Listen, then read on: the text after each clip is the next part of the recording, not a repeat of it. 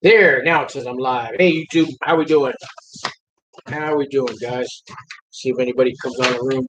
I decided to go live at the last minute, guys.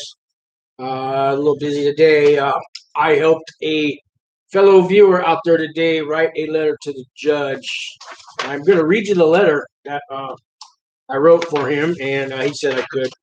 And he's got sentencing coming up in a month.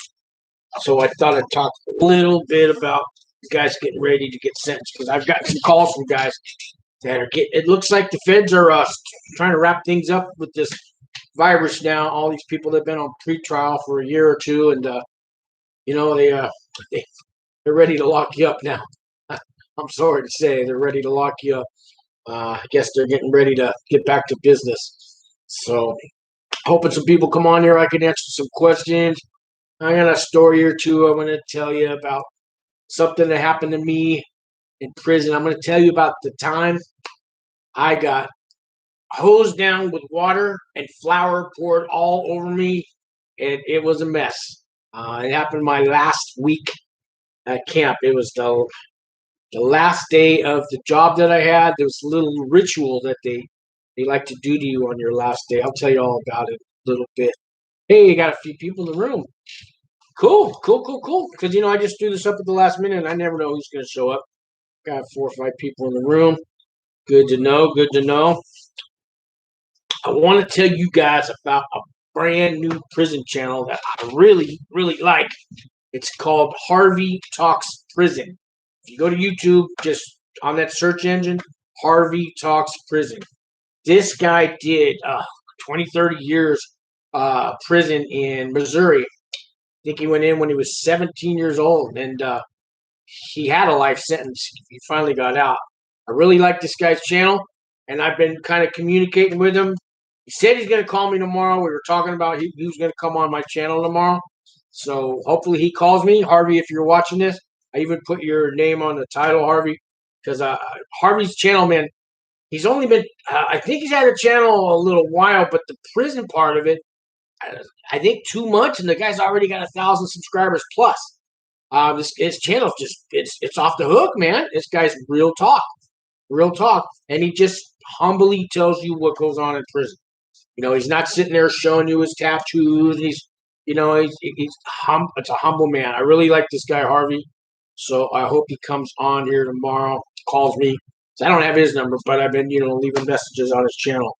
So, and Fed Phoenix, if you're out there, she's got a channel, but she's getting ready to get sentenced. So we were gonna hook up. What's up? What's up there, Fed Phoenix? Call me. Let's do something. Let's get you on this channel. Let's get your subscribers up there before you go away to prison. She needs some subscribers, guys. Fed Phoenix, and she's talking about a whole bunch of pretrial stuff that's really, really good information that she's been researching her ass off. So those are the 2 prison channels that I'm promoting right now. The little guys.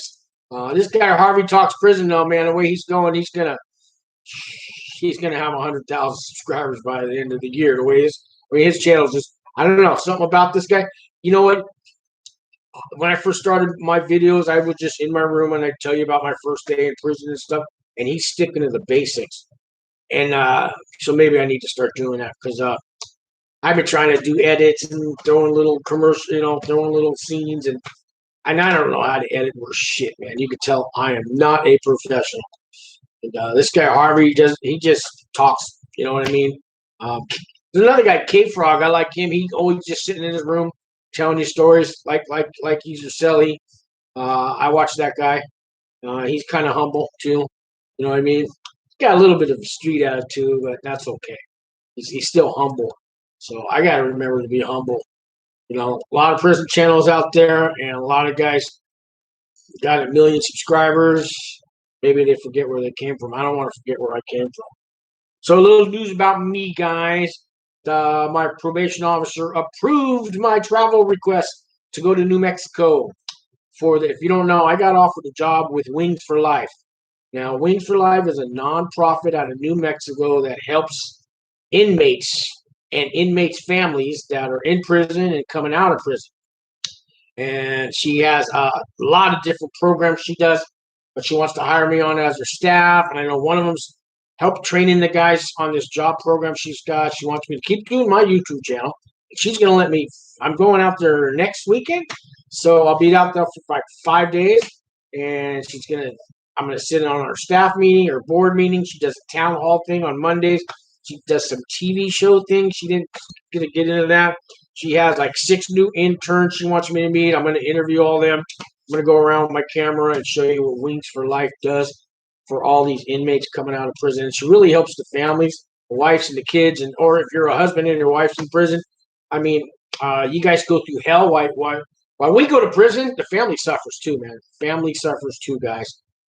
This lady, AnnEdenfield, who started Wings for Life, her husband went to federal prison 20 years ago. And while he was in there, she lost her job because they didn't want her working there because her husband got indicted and all this. I think he was an airplane pilot smuggling drugs. I forget the story, but anyways, her neighbors were like giving her the one off.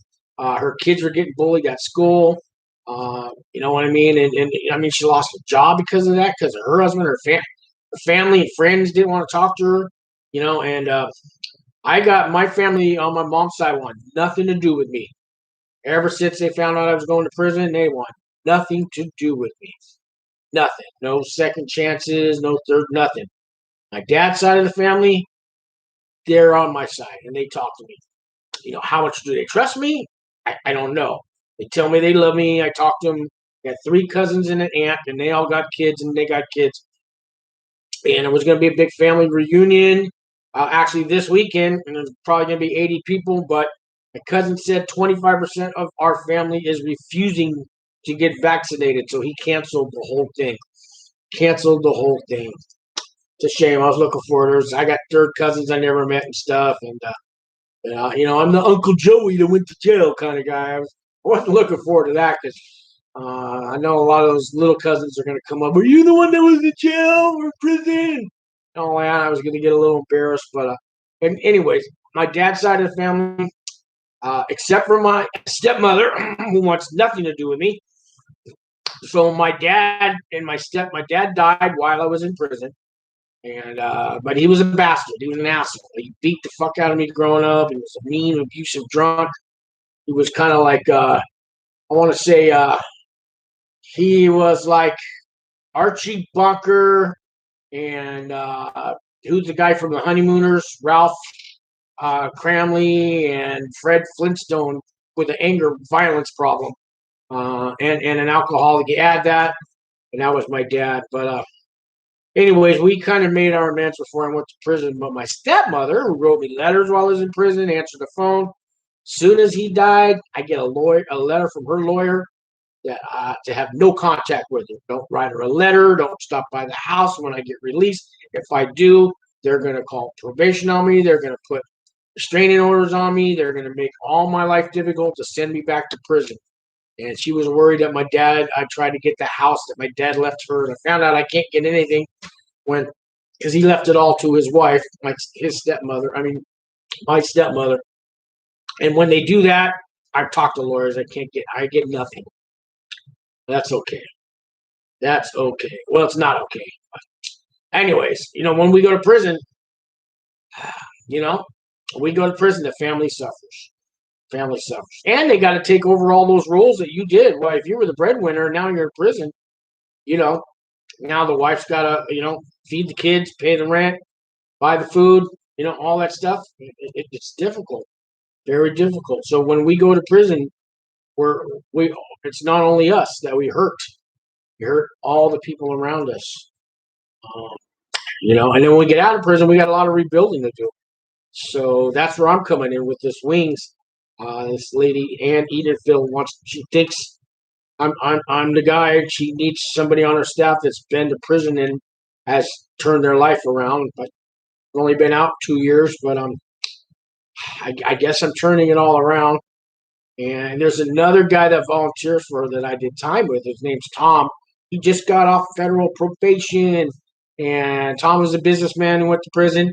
And he volunteers for this Wings. And he told Ann about my videos. And then now they all watch me. But anyways, I'm going to do a live interview with Tom when I get there next week. So I'm leaving. I'll be there next Sunday night. And I'm staying the whole week. Anyway, staying the whole week. And that's what's going on with my life, guys. And then I got to go for the final transfer. First, I got to make sure this job is real. That's when I'm going to check it out, see where I'll be working, get everything documented. Got to, it's got to be on paper. This is the job. This is how much you get paid. This is what you'll be doing. But then they got to find me a place to live. So we'll see if it all works out. And it'll be a couple months or 3, probably after Christmas if I move there. So I wrote this letter to Gavin. I'm going to not say his last name because he's getting sentenced in a month. We're going to call him Gavin Smith. Harvey is in the room. What's up, Harvey?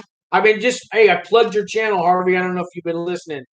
But I hope Harvey calls me, comes on this channel tomorrow. I was telling guys that's Harvey. He just put a chat in the room. So Harvey Talks Prison. Go check out his channel, guys. Harvey is a humble man. His stuff is real. He just humbly tells you things that happen to him in prison. You know what I mean? And he brings you there. Somehow, Harvey, you bring us there. And Harvey, I never made it to the penitentiary like you did, Harvey. I could have if I kept going the way I'm going. He says he's going to call me tomorrow. All right, cool. But Harvey did, he worked his way down. I think, Harvey, you actually worked your way down maybe to a level 2 or something. But Harvey's going to tell us all about state prison in Missouri and getting through it. Matthew is in the room. Matthew says, thanks for doing live, Sean. You and Harvey need to do an interview. I have seen all Harvey's videos. See, Harvey, you got a fan in the room. And Matthew, Harvey said he's going to call me tomorrow, and we're going to do a video. And Harvey, you record, I record, we'll put it on both our channels. But yeah, you guys got to check out Harvey's new channel, Harvey's channel. Harvey's not that new; it's a couple months old, but yeah, Harvey's the guy that just watch his channel, guys. Yeah, you'll get hooked, man. Because I watch prison channels. I still watch Larry Lawton, coming up on 2 million subscribers. But I like him. Master Steve is in the room. He says, thanks for your channel. I'm going to Coleman on the 17th for 20 THS. 20s? On the 17th for 20 months, I'm thinking. Okay, so you're going to Coleman. Are you going to the camp? Are you going to the low? 20 months. Coleman low or Coleman camp or Coleman medium? I think there's 3 of them there in Coleman. All right, so you're going on the 17th, so you got to get ready. Hey, Master Steve, I got some videos on like 10 things that you should know before you self-surrender. I'm assuming you're self-surrendering because you're talking to us. All right, and if you're self-surrendering, you're probably going to a camp or a low. I've never heard of anybody self-surrender to a medium. Although somebody said that sometimes you go to self-surrender and they make you check in at the medium. And they'll hold you in their shoe, and then they'll transfer you over to the camp. That can happen. And he says, yes, I'm thinking, yes, you're going to a camp. All right, Master Steve. So, guys, yeah, so have you looked yourself up on the BOP.gov website, Master Steve? It will give you look under inmate locator, punch in your name, it'll give you your registration number. And that's the number you're going to use to get mail, send money, all that kind of stuff. Yes, I'm there. It says, yes, I'm there. So, yeah, let me show you something. When you get to prison, this is what you get, guys. That's my red card. I'm a red card holder. That's my, and you see that number there, 18649-111. I'll never, ever forget that number. I wish I could forget it, but you're going to be called that every day. They're going to give you this red card, but that's the number you got to look up on the BOP website. Harvey says, Matthew, my scrub, thanks. Yeah, got the red card, guys. Anyways, you know what? This car, if I'm out on the streets, guys, I got that job where I'm signing people up for the free Obama phones and stuff. And I'm in some shady neighborhoods sometimes. I don't stay there long. But, I've had some guys come up to me and they want to steal my phone or something. I got some homeless thugs coming up and, I've showed people this card on the streets and it saved my ass. They, oh, you've been to prison. It's all good. It's all good, dude. It's all good. We ain't gonna steal your phone. But as soon as they left, I packed up. I went somewhere else. But yeah, that red card, it'll save your ass on the streets. It ain't something you want to show an employer on a job interview either. Yeah, Harvey says you never forget that number. Oh, so Master C says, will I get halfway house time? Now, the famous halfway house questions. Halfway house. Yeah, so the halfway house. And you know, guys, halfway houses are also for state prisoners. The one I went to in San Francisco had 3 floors. First floor was all feds. Second, and we had about 250 people in it. So first floor, all feds. Second floor, all half feds, half women. Third floor, all state. And I don't know if everybody from the state gets halfway house time. I think it's for homeless guys, maybe, because they have their whole parole thing going. And they got a whole different thing when they get out. We'll talk to Harvey about that tomorrow, about halfway house. But to answer your question, will I get halfway house time? You should get halfway house time, but not everybody gets halfway house time. But usually they want to give you at least a month halfway house time. Let me tell you, the halfway house was designed for people that don't have a home to go to when they get released from prison. It's since evolved. It's since evolved from that.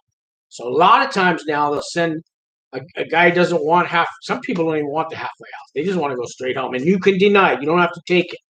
Especially if they're going to send you 500 miles away. Like I knew a guy who lived in Fresno. There is no more halfway house in Fresno. So they said you got to go to the San Francisco one. Damasio. His name was Damasio. I knew him when we did time. And he shows up at my halfway house in San Francisco, and I'm all, oh, what's going on? He goes, yeah, there was no halfway house in Fresno. They closed it. They sent me here. And because it's more than 100 miles away, I can't go visit my family on the weekends. I can't get a weekend pass. They're only going to keep me here for 2 months. But they're telling me I got to find a job while I'm here. But then I'm going to have to quit it to go home. And I can't do home confinement because my house is more than 100 miles away. But basically, I'm a prisoner here at this halfway house until my release day. Because while you're at a halfway house, you are still a federal prisoner. You're just doing the rest of your time at the halfway house. So on average, though, they'll give a guy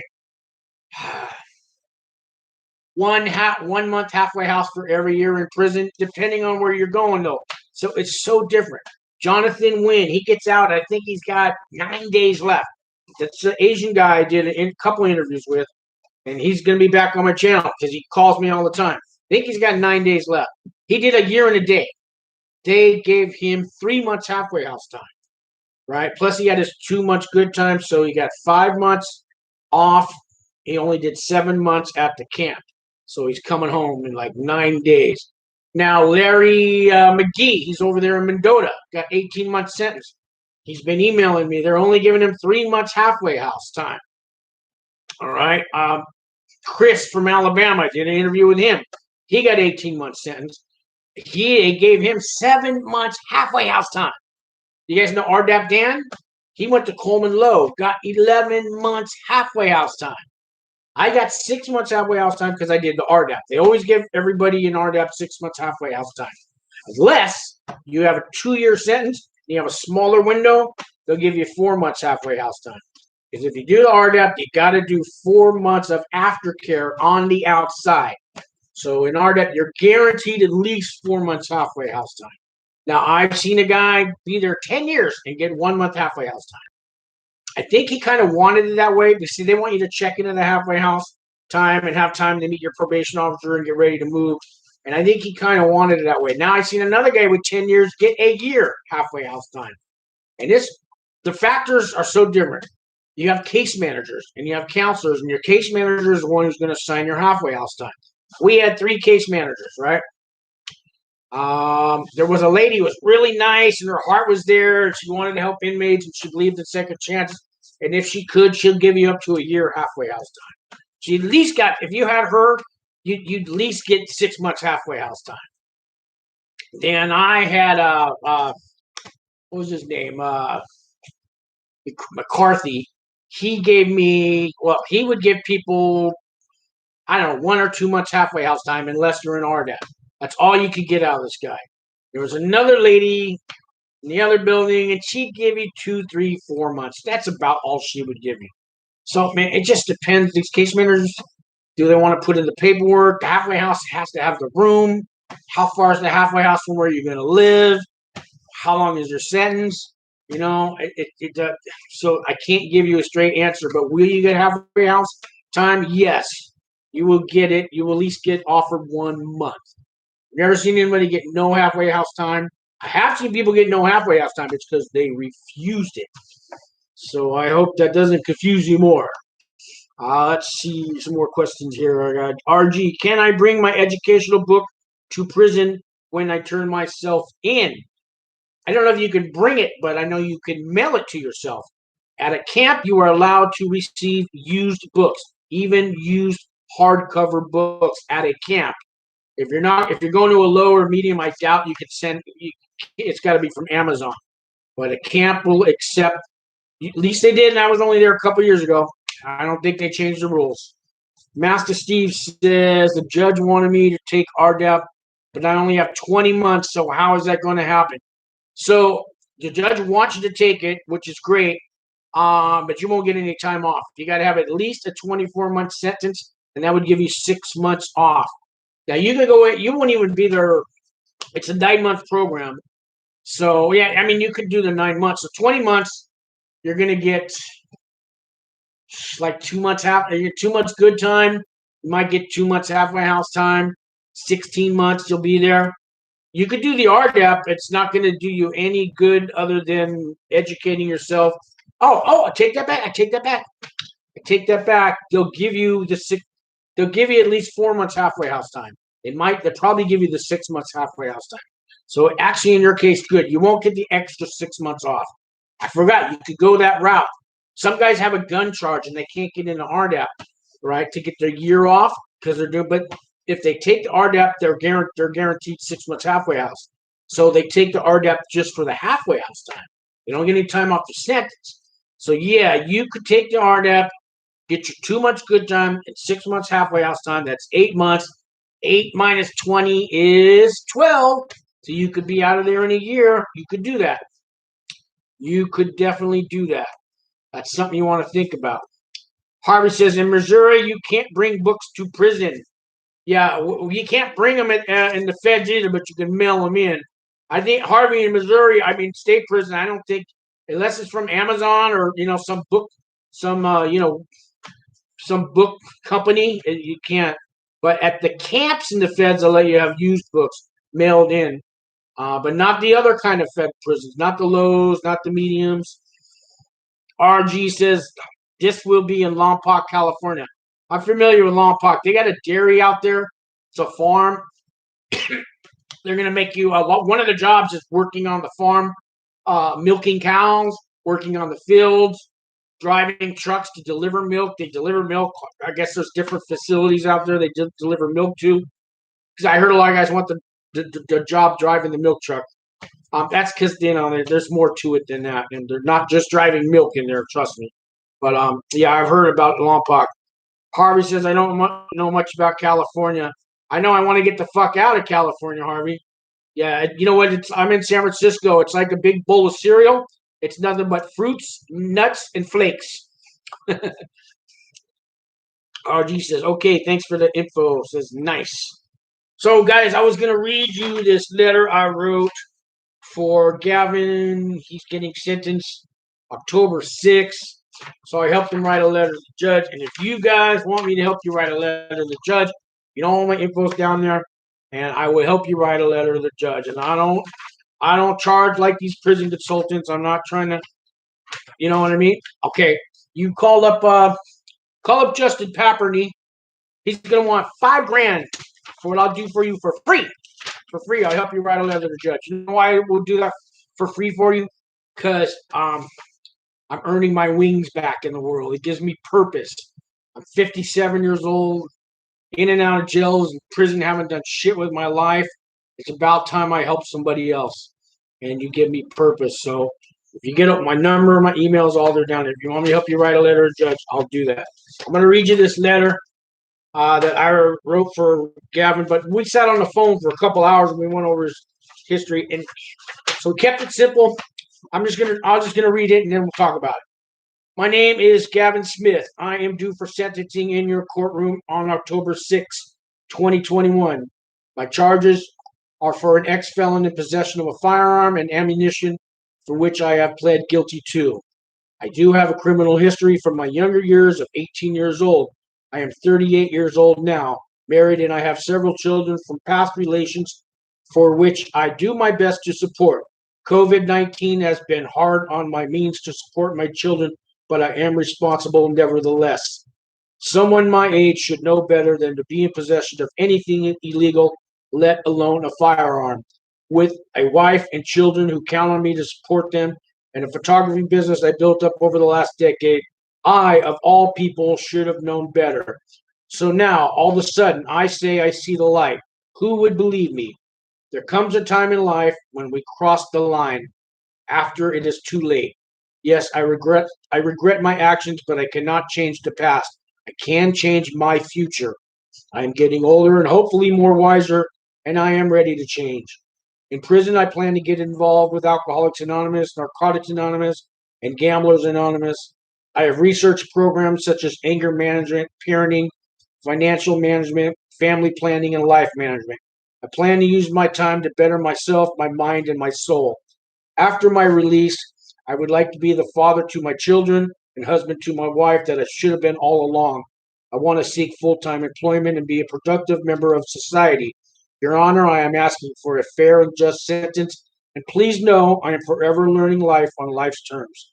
And that's what I wrote for him. So, and it's personalized because he's got some child support issues. He's afraid that the prosecution's going to come after him for that. He got in a lot of trouble when he was 18, and they're trying to use those charges against him. And he took a plea deal for 30 months, but they're trying to raise it and add a couple of years because these other charges. He's going to come on after he gets sentenced and stuff. He's in Vegas, got a gambling problem, all that stuff. And so, anyways, you heard the letter, and that's what I wrote for him, and that's what I'll help you guys with if you want it. I'm there. I mean, I hope 100 people don't call me. I can't handle that. But one or two of you guys, I'd be glad to help you out, man. We could personalize a letter for you, and there's no fee. Now, I do have a Venmo if you want to, buy me a cup of coffee, kind of thing. That's fine, but I'm not asking for any money. I just want to help you because I can. I think God has a plan for me, just to help other people. That's why I got this job offer in New Mexico. This lady Ann sees what I do on my channel, and I get calls from you guys all the time. And I know sometimes you just want to talk to the guy who understands what you're going through, you know. And no, like in AA, they say the only person who can help an alcoholic is another alcoholic. And if you're facing federal prison, the only person that can help answer all your questions and thoughts and all that is probably somebody who's been there. So let me see. I got some questions going on here. Matthew says, congrats on the travel approval to New Mexico. Hopefully that works out as a good job for you. Thank you, Matt. Master Steve says, I hope they let me bring my CPAP machine. They will let you bring it. Please bring it. If you don't bring it, they're going to order you one, and it could be 2 months until you get it. And the one that they order for you is going to be used and dirty and nasty, but they will let you bring it. Now, they may want to take it apart or something to look inside and make sure you ain't got, who knows what hidden in there. So, they may X-ray it or whatever they got to do, shake it and all that stuff. But you bring it, and they'll let you use it, even if you have to quarantine in the shoe. Some places you got to quarantine the shoe for 2 weeks. Some have their own dorms that are quarantined. Wherever you go, they will let you. They will put you in a place that has a plug. And yes, CPAPs are everybody wants a CPAP now in the feds. Yeah, I mean, because we can't have a TV in the feds. Not like Harvey. Harvey, you guys get your own TV in the state prison. Feds, we don't get a TV, man. We got to go to the TV room, and you're lucky to get a chair. I've talked about that, and I'll tell you guys about TV room chairs here in just a minute. Gavin says, thank you again, Sean. Oh, yeah, that's Gavin. Gavin, I just read your letter. I don't know when you came on. But, yeah, I was glad to help you out, Gavin. You got to let me know when you keep me updated. I know you will. And we got Dawood B. If you release by supervised release, can somebody rent you apartment and leave just by yourself, or you have to stay with someone? So if you release by supervised, so supervised release, you mean after you've done your time, I'm assuming. So yeah, I mean, you can live wherever you want. Probation will have to go out and approve it. Hey, Gavin, thank you. Gavin just gave me a super chat. Woo! Thank you, Gavin. I appreciate it, man. You're the best. You're the best. But back to your question. I got so excited. I lost where you were at. If you're released by supervised release, can somebody rent you an apartment and leave just by yourself? Or live, I think you meant live just by yourself. Yeah, you don't have to be, you can be all on your own. But probation is going to come by and check out the place. And they're probably going to say, does the landlord know that you just got out of prison? Because they can search the place whenever they want. And no matter where you live, I don't care if you move. Let's say you rent a room off Craigslist to complete strangers rent you a room. Okay, probation's got to come by and check it out. And probation can by and search the house whenever they want. And it's not like state parole or state state probation, federal probation. They can search anybody else's room in the house. The old grandmother that lives in the back that doesn't even know you're renting a room in the front house, they can search her house. Yeah, the feds got it like that. Hey, we got another super chat, Master Steve. Woo! Master Steve, you're the man, you're the man. I won't sing a song tonight, but Master Steve, thank you. Saturday night, man. Saturday night. But yeah, you can live anywhere you want as long as probation approves it. So a lot of times when you're in that halfway house, that's when you can look for your own apartment. And when I was in my halfway house about a month before I got released, I got to meet my new probation officer. That was in San Francisco. And I actually was going to Oakland, so they gave me a different probation officer. I've had 4 probation officers. I've been on it 2 years now. And they switch you for different reasons. I've moved to 3 different counties now, all in the Bay Area. I'm still in that San Francisco. I'm still living in the bowl of cereal, fruits, nuts, and flakes. Come to California. We're about to get rid of our governor. And I'm not going to talk too much politics, but I can vote. I did a little YouTube short. In California, felons get to vote. You can vote even when you live in the halfway house, as long as you're not physically locked up in a prison or a jail. You can be, if you're on supervised release, parole, halfway house, you are allowed to vote in California. I've got my voter registration card. I've held it up before. Yes, you get to vote. You get that right back. Now, only about half the states in the country let the felons vote. The other half don't. I thought it's supposed to be United States, not divided states. You know, but that's just the way it is. Let's see here. Gavin says, I will say this. He's never asked me for a dime, but I always show my appreciation with a donation for his time. Thank you, Gavin. Yeah, I've never asked you guys for money. Like I said, you know, there's super chats or Venmo and donation. Help the channel, help me. I'm going to get my oil changed in the car and stuff like that. Expensive, and I'm trying to make a living. But look, man, I don't answer the phone and email you guys back because I'm hoping to get any kind of money out of you. If you go to Justin Paperny, he will want to charge you money. I don't like that guy. I talk shit about him all the time because he's a prison consultant who has taken at least 8 people that I did time with, took their money, didn't give them shit, emailed them a bunch of templates. Here's how you write a letter to the judge. Here's how bullshit thing, how to get an RDAP. Each one of them told me they only got 2 phone conversations. He talked to them for about a half an hour. The guy's a pompous asshole, but he's got good videos. It's called White Collar Advice. If you watch his channel, watch the videos, and you'll see what this guy's a. Now, RDAP Dan, that's a good guy. If you got the extra money and you want a prison consultant, RDAP Dan helped me out before I went to prison. He answered the phone. He talked to me. RDAP Dan even put some money on my books for me. And there was another guy doing it back then, Walt Pavlo. He put $100 on my books every month while I was in prison. I had no money on pretrial. I was broke. I was living in a sober living house. And they froze. Any money I had was long taken by the feds. So now teaching criminology courses at Southern Boston University, and he did a few years in federal prison. That guy really turned his life around. I wrote him a letter every month. I wrote RDAP Dan a letter every month. So that's why I started this channel, because of those guys and kind of RDAP Dan. And I'm just trying to pay it forward, guys. You know what I mean? So let's see. Got a few more questions on here. Master Steve says, my letters were amazing. I changed my life, got into recovery, then started helping people and didn't have to snitch on anyone. I showed the judge I could change and help others and avoided 10 years. Yes, way to go. My letters were amazing. That's talking some shit. I don't think I'm good. I'm glad. Dawood says, I'm in Los Angeles County, California. Which camp do you suggest with RDAP? There are no camps with RDAP in California. No camps. There are some lows like Lompoc, and if your lawyer thinks there's one at Lompoc, it used to be. It's not there anymore. It's only at the low. Some of these lows have camps, and some of the camps used to, but there are no camps in California with the RDAP. You got to go to Florence, Colorado, where I went. You got to go to Sheridan, Oregon. They got RDAP, or you got to keep going.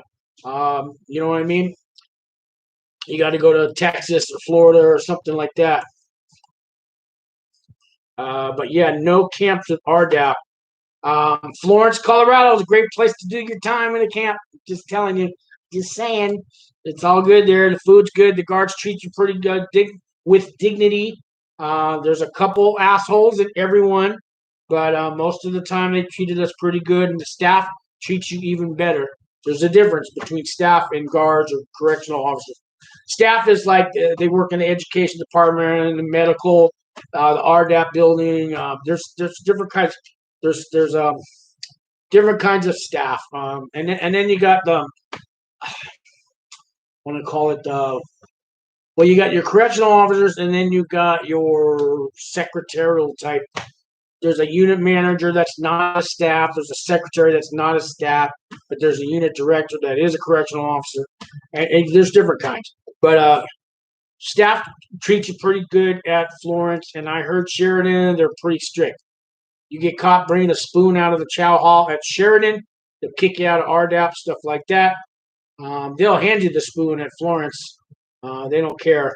I don't know, it's not they don't care, but they tend to look the other way quite a lot at Florence, except for cell phones. They do not like those. Dan says, I know you have never served 85%. I know you have to serve 85%, but now I heard that's going to change to 65%. Is that true? You know how often I heard rumors, and oh man, and Harvey will tell you too. I'm sure he did a lot of time. Every year it's something. But people over 50 now only have to do 65% of their time. No, not. They're going to let all the women out of federal prison go on home confinement. Not. If you're over 65, you don't ever have to go to prison. They won't allow it no more. Not. I heard so many. It's a rumor. It's called inmate.com. That 65% one's just been floating around for like 10 years. No, rumors.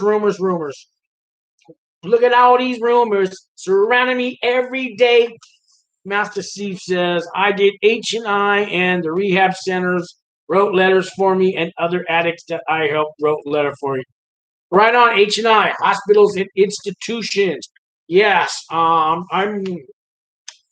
had the same thing. I had some guys from AA show up on my hearing, my sentencing hearing, and speak for me. And a counselor from a drug program came and spoke to me. I still talk to him today, wrote him letters. And yeah, some good people in the recovery world that helped me out who are still in my life today. Master Steve says, I had a friend at Coleman, and they told me it's not that bad there. Have you heard of anything about Coleman? RDAP Dan talks about Coleman Low all the time.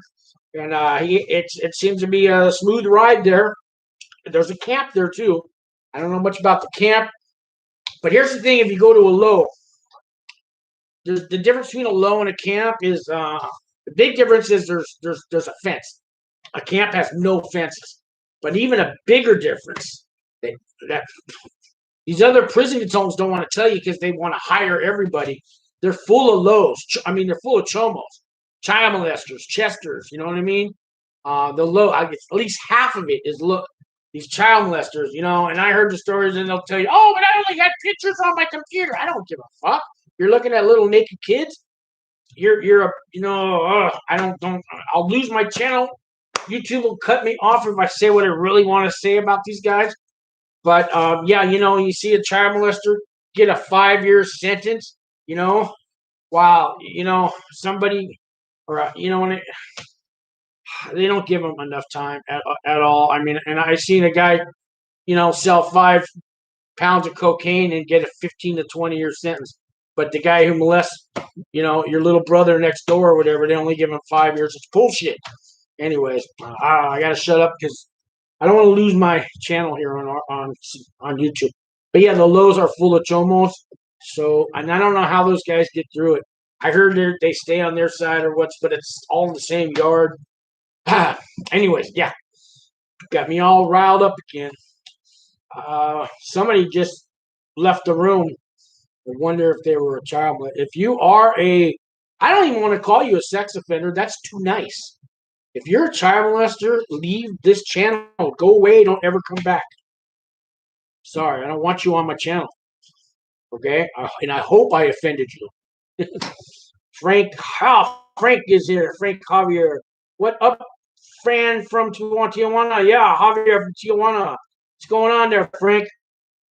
Darwood says, if you refuse halfway house, what is going to happen? You just go, okay, if you refuse halfway house on your release day, at 6 in the morning, they say there's the gate. Walk out. They might give you a ride to the bus station. They have a town driver that, you know, it's an inmate's job. There are 3 or 4 of them. They might give you a ride to town drive to the Greyhound bus station nearby. Because we were kind of out on the road. It was a couple miles from town. I don't think they'd let you physically walk out the gate. They'd probably drop you off at town. But you're done. You're on your own.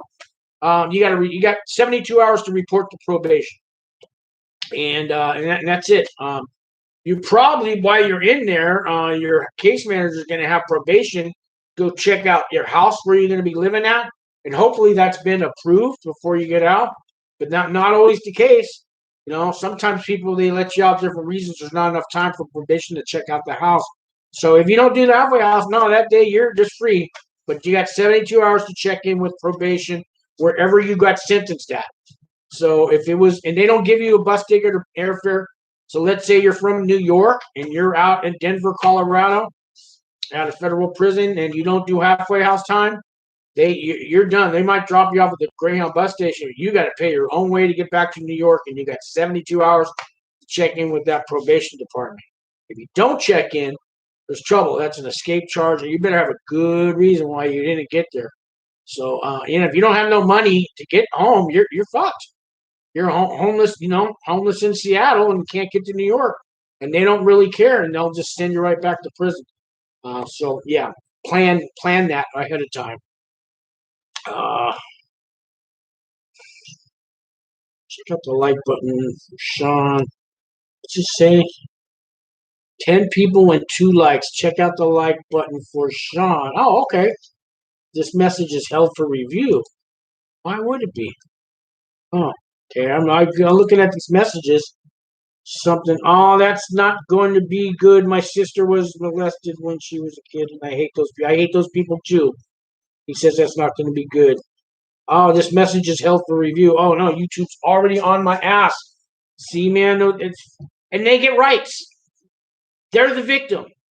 How the fuck are they the victim? How the fuck are they the victim? You forget about the victim that they predated.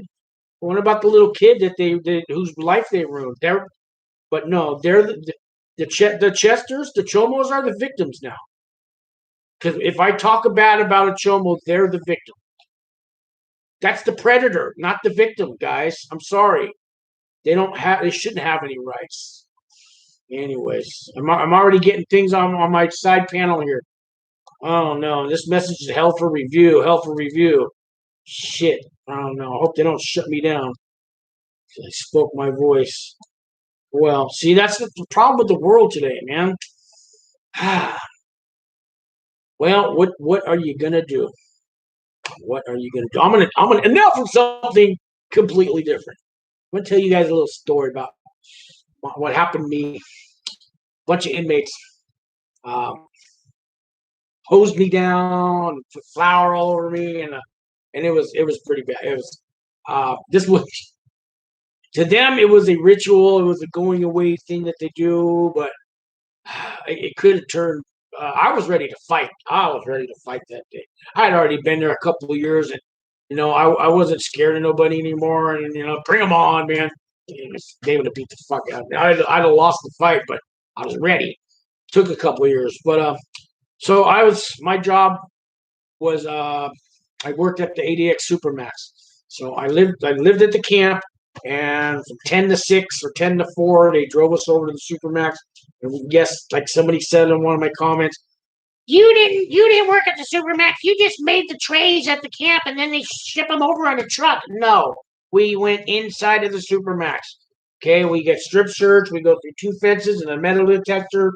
Go underneath this room and down a hallway, and we are in the warehouse and the kitchen and the rec and the laundry room. We are in the facilities. We're not all the way into where the cells are, but we're close. We're about a third of the way underneath ground inside of the Supermax. Okay, in the food service area, and that's where I worked every day. So I want to put that out there. That's where I worked every day. So, anyways, when you're getting close to the door, some guys want to work the last possible day in prison. Other guys, you're supposed to last 2 weeks. You don't have to work. So I told who was he? I don't know, assistant warden at the Supermax, whoever ran the kitchen.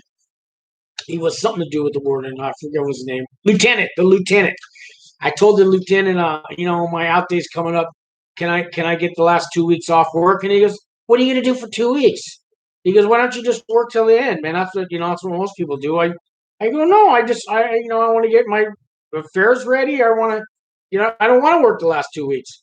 I go, plus you guys aren't going to pay me anyways. I'll be gone by the time the paycheck. Oh, we'll put the money on your card that they give you. I go, what ain't about the money? I don't want to work the last 2 weeks. And he said, I'll tell you what. I'll let you work the last week. I'll give you the last week off. Because, we got to hire somebody to replace you. And, you got to have a gate pass and you got to get approved and all this. And it takes a little time. Hey, there's a bunch of Chinese writing on here. I don't know what that means, but ni hao, ni hao, ni hao. Yeah, yes, sensei, look chapako-sa. Ni hao. Anyways, so he gave me the last week off. And I'm going around telling the guys, Monday's my last day, or whatever it was. Monday, let's say. Monday's my last day.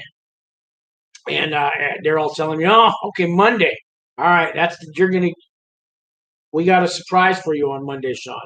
Because we do this for everyone. A couple guys told me they go, what did they say? Bring a jacket. Oh, bring a extra set of clothes with you Monday. And I go, why? They go, you're going to need them because you're not going to want to walk out with the clothes you got on.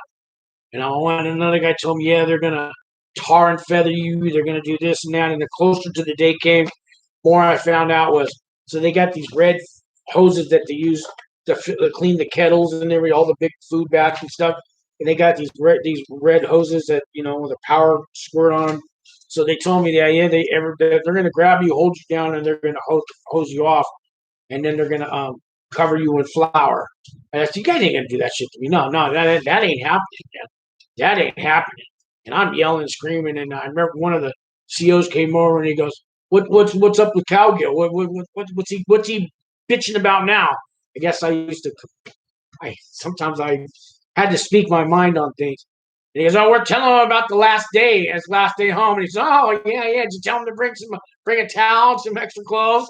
And the CO's laughing. And I go, really? You going to let them do that to me? He goes, hey, man, this is your kid. You guys run this kitchen. Man, I'm in the back thinking, hey, and he walks out. And so the last day there, sure enough, man, I didn't know when they were going to get me.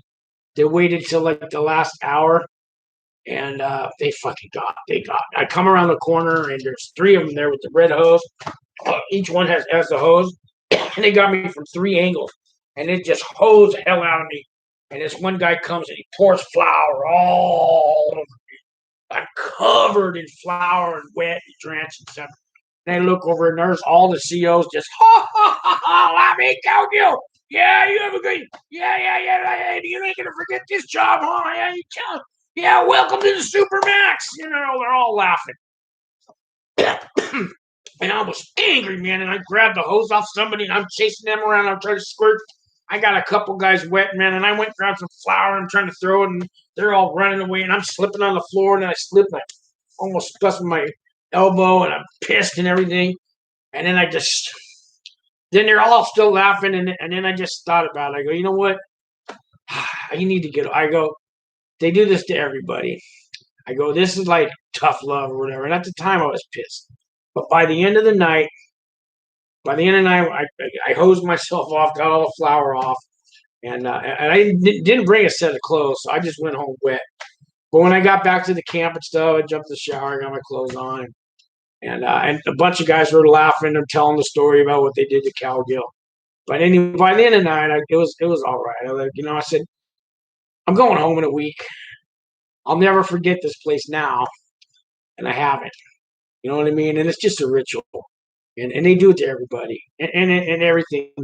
You know what I mean? And now I get to talk and laugh about it. And it wasn't that bad. I just took it. It wasn't that bad. And then, there was guys there I remember that left, and they never did it to them. But I heard that's because they weren't part of. They only did it to the guys that were part of something like that. But anyways, yeah. So that's what happened to me. Let's see. How is Chinese writing on here? See, it's a repeat message. Okay. Master Steve says, how much will I be spending a month? So, Master Steve, your limit is $360 a month. You go to the store once a week. You can't spend more than $180 in a 2-week period. So you could spend half that. That's half of the 360. So let's say your Wednesday's your store day. And when you first get there, you're probably going to spend that whole $180 because you might want to get a radio, but you got to get all your hygiene products. You might want some clothes and shoes and snacks and coffee and a coffee cup and shower shoes is the first thing. You always want to get shower shoes. I'm going to do a video on the top 10 things you need when you get there. But and if you want a radio, they're like $100 or $94 or something like that. So I suggest you hold off on the radio, buy a used one for like $10. People are MP3 players; those are the ones that are $100. I suggest you buy a used radio; they're about $10 until you get all the items you want, and then a month later, go buy that brand new MP3 player because that's going to suck up a lot of your money. But yeah, you're probably going to spend the whole $180 that first day, and then you're not going to be able to shop for 2 more weeks because it's a $180 limit. So it's $360 a month. But if you go over 180 on 1 week, you got every 2 weeks it renews. It clears your account. That doesn't count for money you spend on emails. It's 10 cents a minute to read an email, to write an email, whatever. To be used the computer, it's 10 cents a minute. To download those songs on an MP3 player, they're about $2 a song. Sometimes they have little sales, $1 a song. None of that money affects your commissary amount. It comes off your books. Dawood says, do Texas have a good camp with RDAP? Any ideas? My case is in Dallas, Texas. I don't know much about Texas. I know it's very hot, and the feds normally have air conditioning. And I think there's 2 camps in Texas that have the RDAP, but I know it's really hot there in the summer, so think about that. I haven't never heard anything bad about Texas. But there was a lot of guys from Texas that did RDAP in the camp in Colorado where I was at because they what was the reason? Well, they were the Mexican guys, and apparently there's a lot of Hispanic Mexicans in Texas, and there's rivals and stuff. So I guess the Norteños went to Colorado, and the Southerners stayed in Texas. They're called something else out of Texas, but we had a lot of Hispanics come from Texas because they didn't want to do time in Texas for whatever reason. I don't remember what it was. We don't really have the gangs in a camp, but there is some kind of I mean, there's the Pisces pretty much run the camp, but there are some gangbangers that get into the camp somehow because they never got caught for other things. So it happens. Anyways, Master Steve says, what about phone calls? Right now, all the phone calls are free. You get 500 minutes a month, and they're free. They don't charge you. Nothing. You don't pay anything. And you get a 15-minute call, and then you got to wait an hour to call again. I think you can do that all day long if you want to call once an hour, but you get 500 minutes. When you use up the 500 minutes, that's it. You got to wait till the next month. Somebody did the math, and they said you could make a 12-minute call every day for 30 days, and that would be the 500 minutes. So I hope that answers that. 8:57. I've been on here an hour. I don't know who's still in the room. Guys, got any more questions? Because I'm gonna get going here. It's getting close to 9 o'clock. Appreciate all the likes up there and everything. I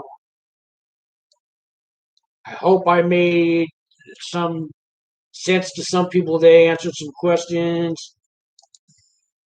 Let's see, what about phone calls? That was the last one. I'm going to give it 1 more minute for a question, guys. If not, I'm going to say good night. I hope Harvey calls me tomorrow and he'll be on the channel. Master C says, thanks again, brother. Harvey, if you're there, call me, Harvey. We'll do the show. And watch Harvey Talks Prison. Watch his channel. And Fed Phoenix. Look for her channel. You guys all have a good night. Thank you.